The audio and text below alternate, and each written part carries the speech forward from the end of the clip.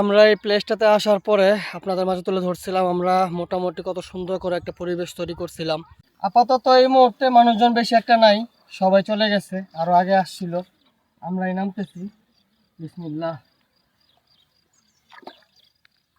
একা একা নামতে একটু ভয় লাগে, কিন্তু কিছু করার নাই, কোম্পানি দেওয়ার মানুষ আপাতত নাই, একা একাই নামতে হইতেছে।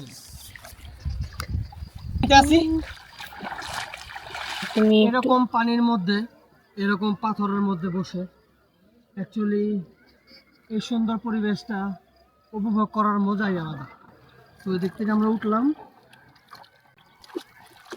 এই জায়গাটা মেবি বুক পর্যন্ত পানি হবে। তো এদিকে আমরা বসি। আসলেই মানে এরকম ভাবে বুক পর্যন্ত পানিতে বসে এই সুন্দর ভিউটা দেখার মজাই আলাদা।